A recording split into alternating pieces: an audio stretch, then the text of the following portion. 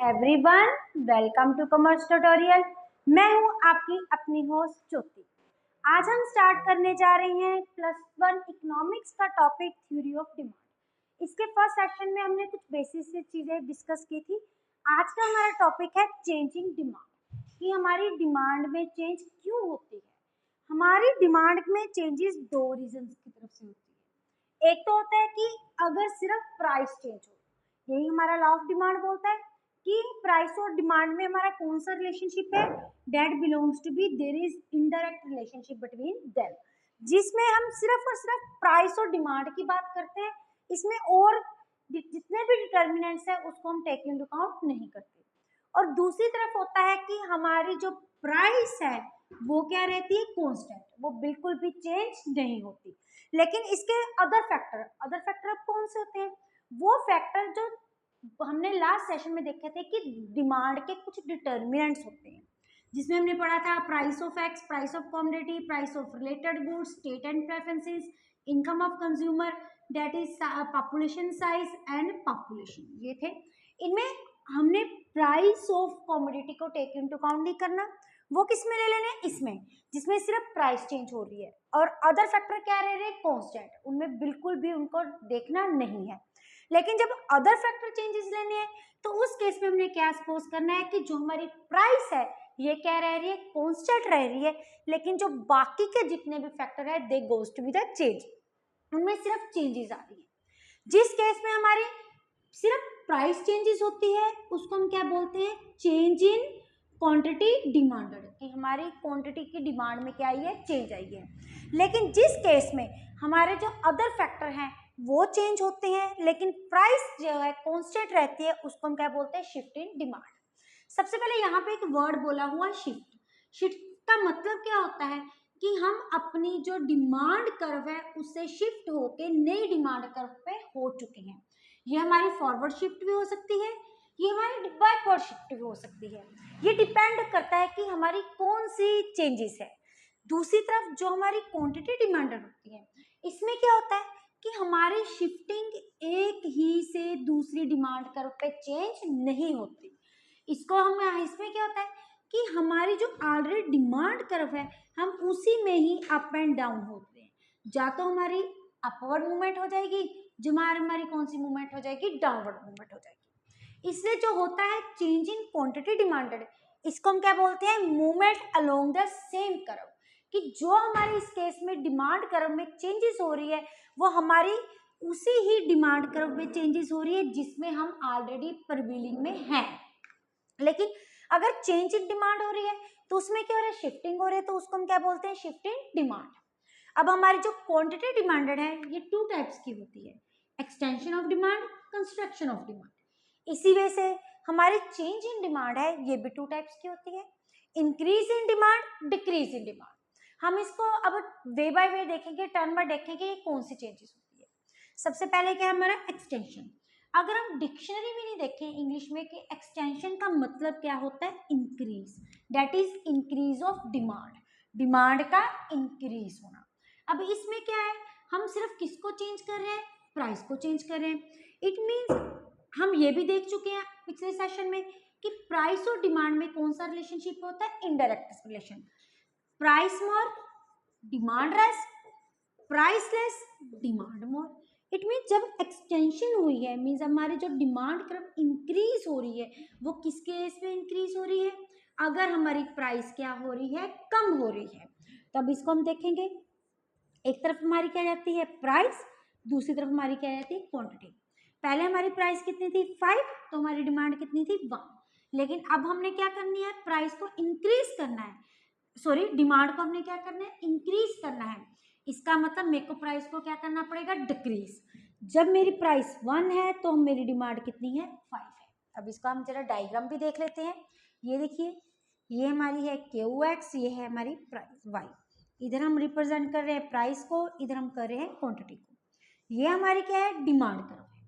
Starting में मेरी OP क्या थी, प्राइस, OQ मेरी कितनी थी, डिमांड। अब मैंने क्या कर दिया, प्राइस को मैंने डिक्रीज कर दिया। जैसे ही मैंने प्राइस को डिक्रीज किया मेरी डिमांड क्या होगी, इंक्रीज होगी। प्राइस मैंने कितनी है मेरी ओपी, लेकिन मेरी अब डिमांड कितनी है OQ1। अब इस केस में मेरी शिफ्ट कौन सी मूवमेंट जा रही है, मूवमेंट्स टूवर्ड्स द डाउनवर्ड। पहले मैं यहाँ पे थे, अब हम कहाँ पे हैं, इस पहले हम ए पॉइंट पे थे, अब हम एक कौन से पॉइंट पे, बी पॉइंट में, लेकिन है तो हम सेम डिमांड कर्व में। मेरी डिमांड कर्व तो चेंज नहीं हो रही, movement along the same he demand curve में मेरी मूवमेंट हो रही है। इसको हम क्या बोल रहे हैं, एक्सटेंशन ऑफ डिमांड। इस केस में मेरी डिमांड की मूवमेंट कौन सी होती है, that moves to be the downward movement. अब हम देखें कंस्ट्रक्शन। अब कंस्ट्रक्शन का डिक्शनरी मीनिंग क्या होते हैं, इसका मतलब होता है that is decrease of demand. Demand का क्या होना, कम होना। अब यहाँ पे देखो दोनों में कौन सा रिलेशनशिप है, इनडायरेक्ट रिलेशनशिप है। डिमांड मेरी कब कम होगी, जब मेरी प्राइस क्या हो जाएगी, इंक्रीज हो जाएगी। अब क्या करेंगे, अब हमारे पास बेसिक कंसेप्ट है, हम अब डायग्राम भी बना सकते हैं और एग्जाम्पल भी लिख सकते हैं। अब हमने क्या करनी है, डिमांड को कम करना है। इट मीन्स पहले मेरी प्राइस कितनी थी 1, मेरी डिमांड कितनी थी 5। अब मेरी प्राइस कितनी है 5, तो मेरी डिमांड कितनी रहेगी, सॉरी हमने डिमांड को डिक्रीज करना था। पहले मेरी यहाँ पे 5, हाँ ठीक है, यहाँ पे 5, यहाँ पे क्या आ गई 1। प्राइस की इंक्रीज होने वजह से हमारी डिमांड क्या होगी, डिक्रीज होगी। अब हम इसका ग्राफिकल रिप्रेजेंटेशन देख लेते हैं। डीडी कर्व हमारी कौन सी होती है, downward sloping from left to right. Similar way से यहाँ पे भी हम क्या शो कर रहे हैं, प्राइस, यहाँ पे हम क्या कर रहे हैं, शो क्वांटिटी डिमांडेड। अब सपोज करो मेरी स्टार्टिंग की प्राइस कितनी है ओपी और मेरी क्वांटिटी कितनी है OQ। अब मेरी प्राइस क्या हो रही है, इंक्रीज हो रही है, तो ये लीजिए मैंने अपनी प्राइस को क्या कर दिया, इंक्रीज कर दिया OP1। तो मेरी डिमांड क्या होगी, डिक्रीज होगी from OQ to OQ1।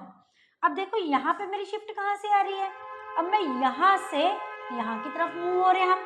From A point of we are moving towards the B point. पहले मेरी डिमांड कितनी थी OQ, अब मेरी कितनी है OQ1। अब ये मूवमेंट ऐसे होगी, तो ये मूवमेंट कौन सी होगी, अपवर्ड मूवमेंट होगी। मूवमेंट तो सेम ही डिमांड कर्व में थी। अब एक्सटेंशन और कंस्ट्रक्शन में क्या फर्क है, जब एक्सटेंशन ऑफ डिमांड है तो मूवमेंट कौन सी है, डाउनवर्ड। जब मेरी कंस्ट्रक्शन ऑफ डिमांड है तो मेरी मूवमेंट कौन सी है, अपवर्ड मूवमेंट। ये था कंस्ट्रक्शन ऑफ डिमांड। अब जब हम देख रहे हैं इंक्रीज इन प्राइस, ये किसका पार्ट है, जब अदर फैक्टर्स चेंज होते हैं लेकिन प्राइस क्या रहती है, सेम रहती है। In spite of that one मेरी डिमांड क्या हो रही है, इंक्रीज हो रही है। एक तरफ मेरी कौन सी है, प्राइस, दूसरी तरफ मेरी क्या है, क्वांटिटी। जब मेरी प्राइस 1 थी तो मेरी डिमांड की थी 10। अब भी मेरी प्राइस 1 है लेकिन मेरी डिमांड कितनी इंक्रीज हो गई, 20, क्योंकि प्राइस रिमेन्स द सेम। इस केस में प्राइस क्या है, फिक्स्ड है, और लेकिन चेंजेस किस में आ रही है, क्वांटिटी, क्योंकि अदर फैक्टर चेंजेस हो गए, प्राइस में कोई भी चेंज नहीं रहा। अब हम इसका जरा सा डायग्राम देखते हैं। एक तरफ सेम वे से इधर वाली साइड होगी प्राइस, इधर तरफ साइड की होगी क्वांटिटी।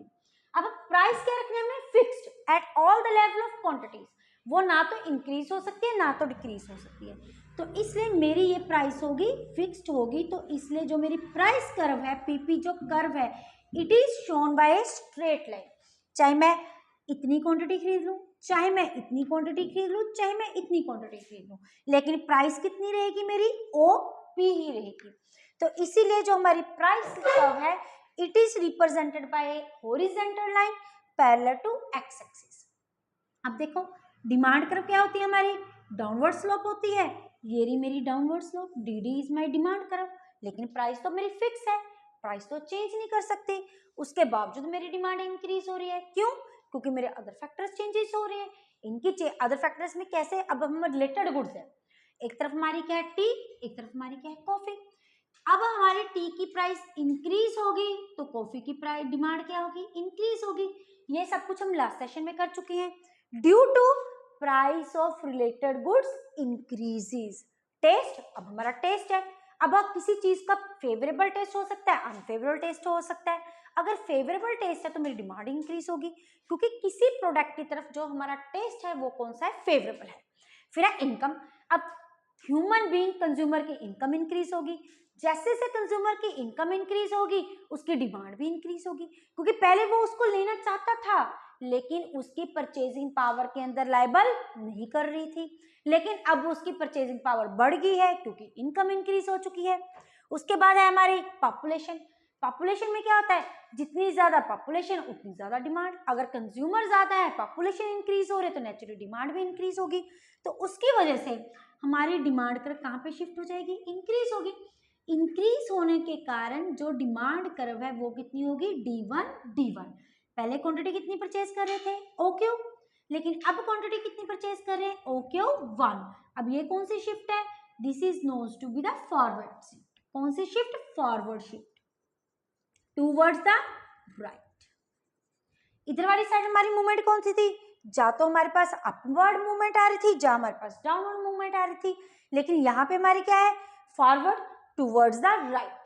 अब क्या होगी, डिक्रीज। हमारी डिमांड क्या हो रही है, डिक्रीज हो रही है, लेकिन प्राइस को हमने चेंज नहीं करना। अब देखो, एक तरफ हमारी क्या है, प्राइस, लेकिन डिमांड कर्व तो रिलेशनशिप तो बिटवीन द दो चीजों के बीच शो करती है, बिटवीन प्राइस एंड क्वांटिटी। सो इसलिए हमने प्राइस को क्या लिया, फिक्स कर लिया। जब यहाँ पे प्राइस 1 थी तो क्वांटिटी डिमांडेड कितनी थी, 20। अब प्राइस 1 है तो भी क्वांटिटी डिमांडेड कितनी है, 10, because due to other factors changes price remains the same. अब इस केस में भी हमारी प्राइस क्या हो रही है, सेम हो रही है, तो it is represented by PP line, it is shown by the horizontal line which is parallel to X axis. इधर साइड X एक्सिस, इधर इस साइड Y एक्सिस। अब मेरी DD कर्व क्या है, डिमांड कर्व है, लेकिन अब मेरी प्राइस क्या हो चुकी है, डिक्रीज हो चुकी है, तो इसका मतलब उसकी शिफ्ट कौन सी हो जाएगी, मेरी बैकवर्ड शिफ्ट। ये तो हमें पता है, जब हम किसी चीज को इंक्रीज होते हैं तो हम फॉरवर्ड जाते हैं, जब किसी चीज को डिक्रीज करते हैं तो हम कहाँ आ जाते हैं, बैकवर्ड आ जाते हैं। तो अब मेरी डिमांड कर्व कितनी हो जाएगी, D1। पहले कितनी क्वांटिटी परचेज करते थे हम, OQ, अब कितनी परचेज कर रहे हैं, OQ1। सो इसमें क्या है, हम एक कर्व से दूसरी कर्व पे क्या हो रहे हैं, शिफ्ट हो रहे हैं, और यहाँ पे क्या है, हम सेम ही डिमांड कर्व पे हैं, तो इसलिए इसको क्या बोलते हैं, movement along the same curve. इसको क्या बोलते हैं, शिफ्टिंग द डिमांड। लेकिन इस बात को स्टार्टिंग से ध्यान रखना चाहिए, जो क्वांटिटी डिमांडेड है उसमें क्या आता है, सिर्फ प्राइस होती है चेंज, अदर फैक्टर्स क्या रहते हैं, सेम। अगर चेंज इन डिमांड आता है तो उसमें अदर फैक्टर चेंज होते हैं, लेकिन जो प्राइस रहती है सेम। क्योंकि अगर स्टार्टिंग में स्टूडेंट्स यहाँ पे कंफ्यूज हो रहे हैं, quantity demanded means change in demand due to price, quantity means price के साथ, अगर अगेन डिमांड हो तो अदर फैक्टर के साथ। अब एक तो ये बहुत इंपॉर्टेंट कंसेप्ट है, अगर आप इसका स्क्रीनशॉट लेना चाहते हैं तो आप ले सकते हैं। उसके बाद इसमें जो क्वेश्चंस बनते हैं वो कौन से बनते हैं, डिफरेंस से। अगर हमें लॉजिकल क्लियर है तो हम बना सकते हैं, जैसे कि एक डिफरेंस में आपको हम अभी डिस्कस करते हैं। सपोज करो हमारे पास डिफरेंस आ गया between extension of demand and increase in price, तो उसका हम कैसे लिखेंगे। फर्स्ट हमारे पास क्या बन जाता है, मीनिंग में क्या होता है, there refers to increase in demand due to price changes, और इसमें हमारे अदर फैक्टर्स हैं वो क्या रहते हैं, कांस्टेंट। लेकिन जब इंक्रीज इन डिमांड होती है तो हमारी डिमांड इंक्रीज होती है ड्यू टू अदर फैक्टर, लेकिन प्राइस हमारी क्या रहती है, सेम। फिर हमारा सेकंड क्या बन जाएगा, मूवमेंट। इसमें हमारी मूवमेंट क्या होती है, along the same demand curve, लेकिन इसमें क्या होती है, there is going to be the shift. फिर क्या आता है हमारी चेंजेस, इसमें हमारी चेंजेस क्या होती हैं, along the there is downward changes, downward, और इसमें हमारी क्या आती है, फॉरवर्ड टूवर्ड्स द राइट। अगर आप 4 मार्क्स का क्वेश्चन आ गए तो हम इसमें एक डायग्राम भी बना सकते हैं, हम एक एग्जांपल भी बना सकते हैं। ऐसे जैसे एक्सटेंशन का हो गया वैसे हमारे पास क्या हो जाएगा, कंस्ट्रक्शन और डिक्रीज। फर्स्ट पॉइंट क्या बन जाएगा हमारा मीनिंग का, कि प्राइस डिक्रीज होती है due to other price changes, लेकिन अदर फैक्टर हमारे क्या रहते हैं, सेम रहते हैं। और डिक्रीज इन डिमांड में क्या आ जाएगा, प्राइस हमारी डिमांड डिक्रीज हो रही है ड्यू टू अदर फैक्टर, लेकिन जो हमारी प्राइस है वो क्या रह रही है, सेम रह रही है। सेकंड क्या हो जाएगा, सेम पॉइंट। इसमें क्या आती है, मूवमेंट हमारी क्या होती है, अलोंग द सेम कर्व होती है, लेकिन यहाँ पे क्या हो जाती है, शिफ्टिंग हो जाती है। और इसमें हमारी मूवमेंट कौन सी होती है, अपवर्ड, और इसमें हमारी मूवमेंट कौन सी होती है, बैकवर्ड। अगर 1 मार्क्स का और आ जाए, क्योंकि जितने मार्क्स उतने पॉइंट्स, एक एक आप डायग्राम भी बना सकते हो, एक एक आप एग्जांपल भी ले सकते हो। और अगर आपको डिफरेंस आ जाए ये और ये भी आप कर सकते हो, मूवमेंट अलोंग द सेम या क्वांटिटी डिमांडेड। इसमें सेम पॉइंट्स, फर्स्ट तो प्राइस चेंजेस होती है, इसमें अदर फैक्टर चेंजेस होती है। इसके हमारे पास दो एस्पेक्ट होते हैं, एक हो गया हमारा मीनिंग का, दूसरी क्या हो गया टाइप्स का। क्वांटिटी डिमांडेड की टू टाइप्स होती है, एक्सटेंशन और कंस्ट्रक्शन। इसकी क्या होती है, इंक्रीज इन डिमांड और डिक्रीज इन प्राइस। और क्या हो जाएगा, इसमें जो मूवमेंट होती है या तो अपवर्ड और downward along the same curve. इसमें क्या होती है, फॉरवर्ड टुवर्ड्स द राइट या बैकवर्ड टुवर्ड्स द लेफ्ट। ये हम इनके 2-3 पॉइंट्स बना सकते हैं। आई होप आपको ये टॉपिक बहुत ज्यादा इंपॉर्टेंट है और आपको अच्छा लगा होगा। वीडियो अच्छी लगे तो इसको लाइक करें, ज्यादा से ज्यादा शेयर करें, चैनल को सब्सक्राइब करना ना भूलें। Thank you, have a nice day.